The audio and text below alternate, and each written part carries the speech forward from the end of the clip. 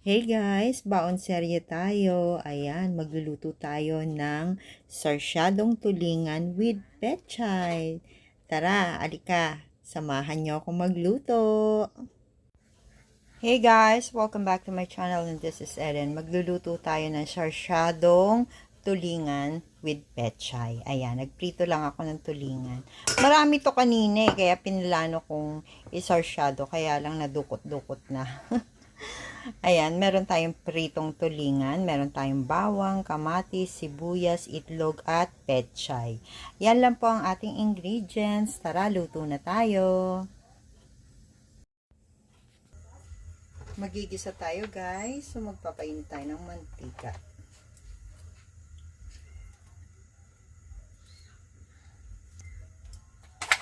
So guys, gisa na tayo ng sibuyas at bawang.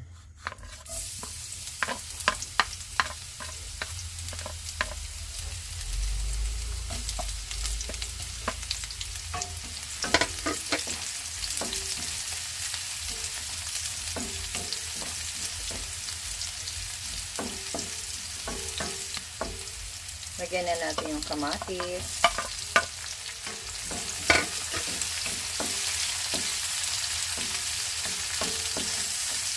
Lutuin lang natin ang husto yung kamatis. Gagamit din tayo ng asin, paminta, at pampalasa. So, ang ginagamit ko is ginisa mix, pero hindi ako sponsored ha.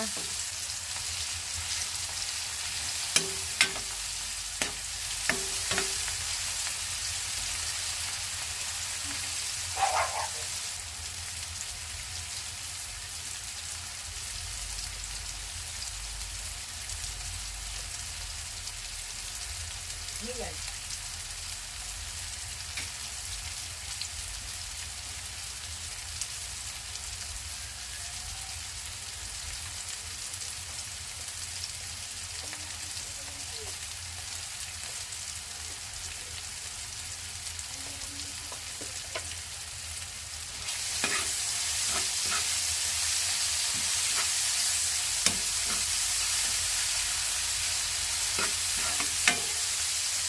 So, maglalagay na tayo ng water. Simple lang ang ating ulam ngayon, ha. Yan. Pag kumulo ang water, lalagyan na natin yung pritong isda.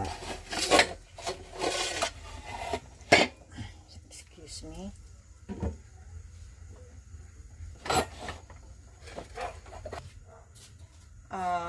Huli na pala natin ang asin pag natikpan na natin. Kasi yung aking pinarito is nilagyan ko siya ng asin kanina. Guys, yung ating itlog, babatihin muna natin. So, ayan guys, nakulo na siya. Unahin muna natin yung ating isda, ilagay. Kasi merong asin kanina. So, ayan, ilagay muna natin para baka kasi maglagay tayo ng asin. Biglang lumabas yung yung kanyang pagka-saltiness kasi pinirito ko siyang with salt. Tapos maglagay tayo ng paminta.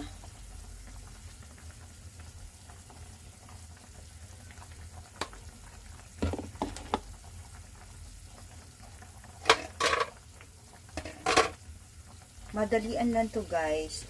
Pwede nyo rin to gawin sa kahit anong isdang natira sa inyo. Yung mga leftover na isda. Like, pag halimbawa prito kayo sa umaga.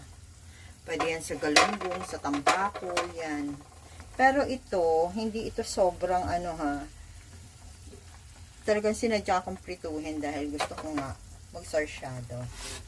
So, pag ganyan, lagay na natin yung ating egg.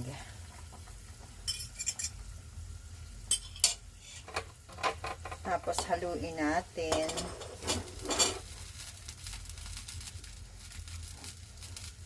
Ayan. Then, wala akong nilagay na kahit ano sa egg, ha.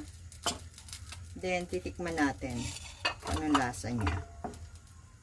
Kung kailangan pa ba natin mag-add ng salt.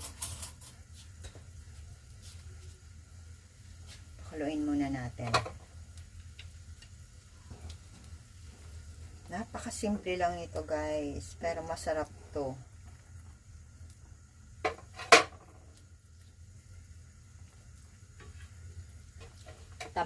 Matabang siya guys. Una ko ilalagay is yung ating pampalasa.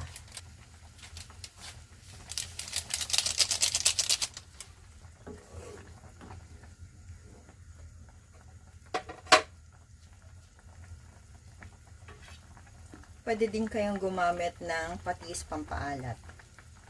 So, saka tayo mag-a-add ng asin. Ganyan lang. Ay, wait. Bawasan pa natin. Ayan. Pwede kayong gumamit ng patis or toyo. Depende sa gusto nyo.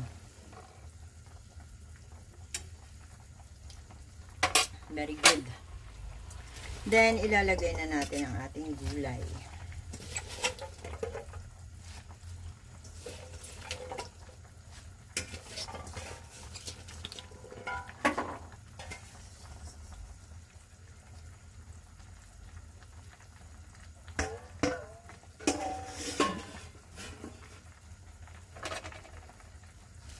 So, ayan. Kukuluin lang natin ng konti. Maluto yung tangkay ng ating pechay.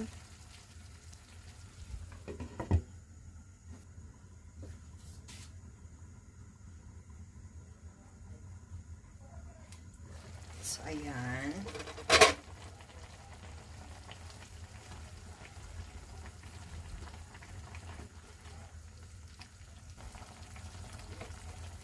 So guys, pwede na yan. Maghain na tayo. Tikman ko nga kung bago yung lasa kasi nagtutubig ang pechay eh. Ay, ang sarap. Ang sarap pa rin niya. Okay po, plating na tayo. Guys, ito na po ang ating sarsyadong tulingan with pechay. Ayan, madaling-madali lang pong lutuin. Pwede rin po tayong gumamit ng ibang klaseng isda. Ayan, pwede rin po ito i-recycle kung may natira kayong piniritong isda kaninang tanghali. Pwede nyo pong gawin yan para sa hapunan. So, sana po ay nagustuhan niyo ang video na to. And if you do, please click like, share, and subscribe na po kayo sa channel ko if you haven't subscribed yet. So, this is Ellen saying bye-bye. See you again next time. God bless everyone. Thank you for watching. Don't forget to hit the notification button para po ma-notify kayo every time na magpo-post ako ng bagong video. Thank you for watching.